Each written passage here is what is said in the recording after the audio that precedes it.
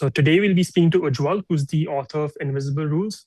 He's also a cultural anthropologist and an experienced entrepreneur, as he recently exited your Toronto-based startup MotivBase, which was the first and only company in the world to use predictive anthropology, natural language processing, and big data to drive contextual intelligence. So, what came about, starting a venture like this? Yeah. Because I know your previous background was in marketing, and you sort of tried to pivot into anthropology as well. Yeah. I mean, I grew up in India and got my engineering degree, then moved to Canada. But during my engineering, I fell in love with the field of social cultural anthropology. I just started reading philosophy books and just really got into it. But like a lot of kids growing up in India, engineering MBA kind of seems like the right path, and you know, you don't really realize that there may be alternative paths to creating a career for yourself that might align with something that you're truly passionate about, right? So for me, cultural anthropology, I thought that was just a hobby. I enjoyed reading these books and just immersed myself in philosophy for the longest time. I had a great job after my MBA in advertising. I was doing really well. I was leading a strategy team, but for me, it never really felt that exciting.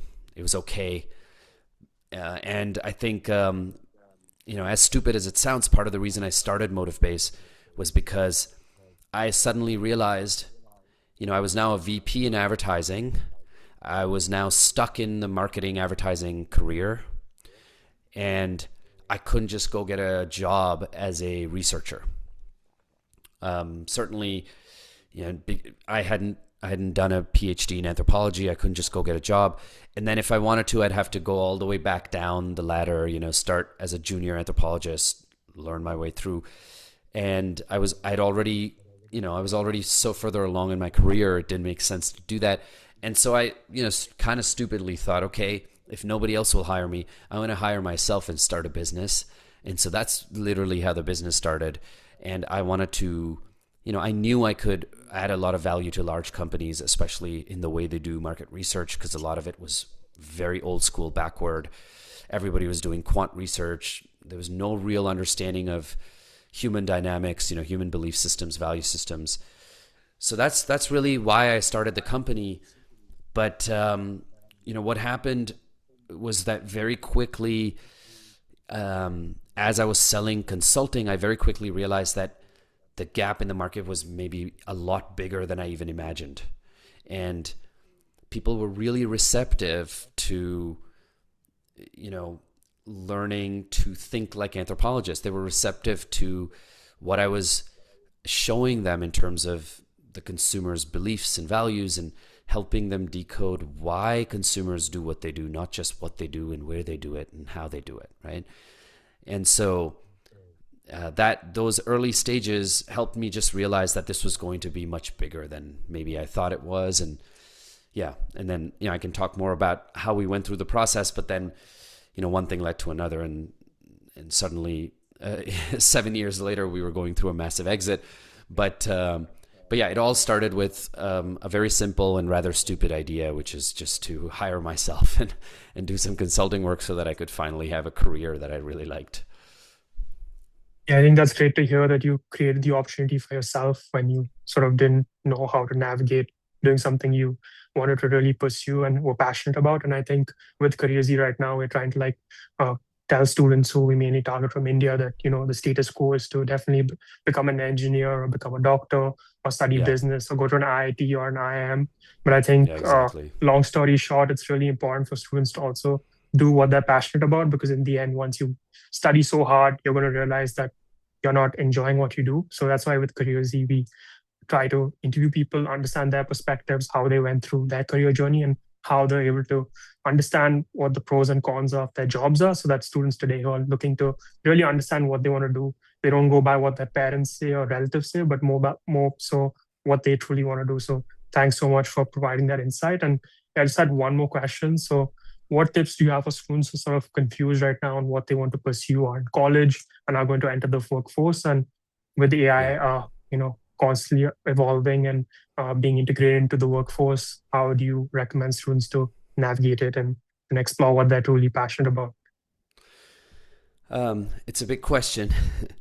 I think the first thing I'll say is whether you like it or not, you have to learn how to use AI really, really well. And I'm not just saying that for, asking a couple of questions about the news or, I don't know, my leg's hurting. What could it be?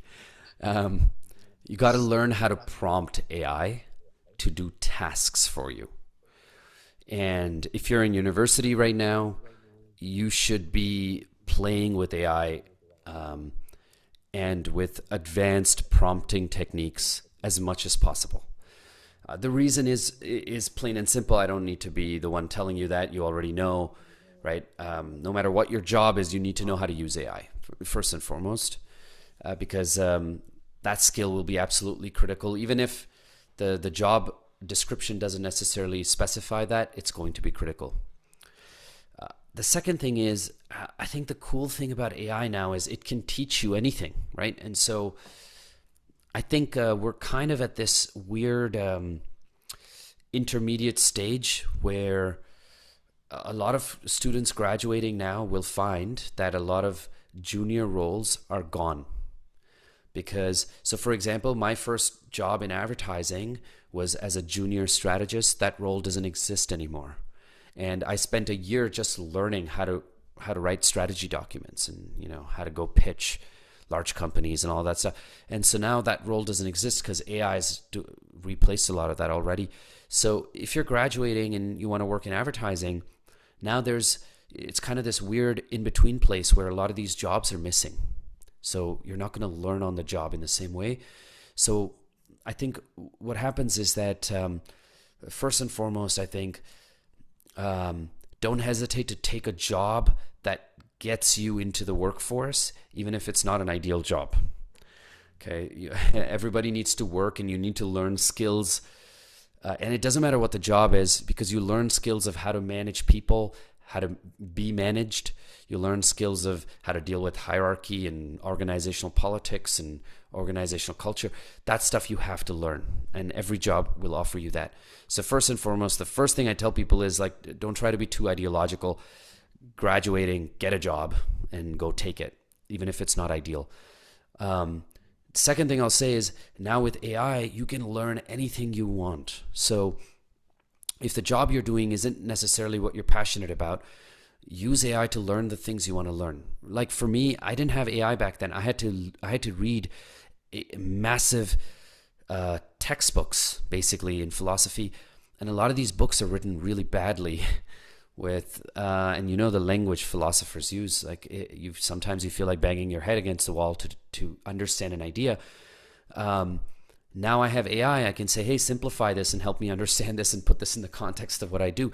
So it's just amazing the amount of knowledge you can absorb. So the second thing I would say is, do not stop learning and figure out what gets you really excited and just go learn it. Make a plan for yourself and go learn that thing. The third thing I'll say is the cost of starting a business now is incredibly low, right? Even Lovable, for example, and all these vibe coding startups, like you can launch a little e-commerce site in half a day. It's nuts. So the third thing I'd say is, if the entrepreneurial bug has bitten you and you want to go try something, the cost of trying something is incredibly low. But you got to do it. You can't just cobble something together and expect to get results. You have to remember that it's incredibly hard work, and you have to have focus and do not become an entrepreneur if you're trying to get easy money. That's always the wrong motivation. It never works. Literally never works. But if you're excited about an idea, you're reading, you're learning something, you have a day job maybe that is okay, and you're excited about something else, start a side hustle. Do the research, figure out how to start the business, figure out who you're going to be selling to, what they care about, do all of that work, and use AI as your companion to do that.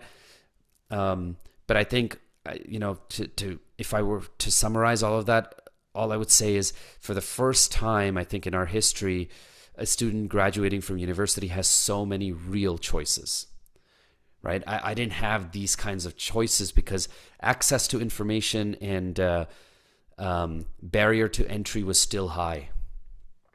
All of that is breaking down now. So I think it, if anything, I think it's all comes down to self motivation, what you really want to do, and you got to push yourself to do it.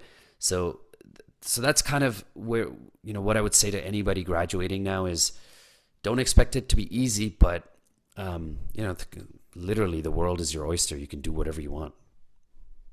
Yeah, I think that's some great advice for students watching this video today. And I'm sure with your book launching very soon, we can definitely link that in the description for students to get a much better perspective about, how you can use invisible rules to your advantage if you were to run something, whether you're an entrepreneur or an entrepreneur within an organization you work at. So thank you so much for taking the time and all the very best. Thank you.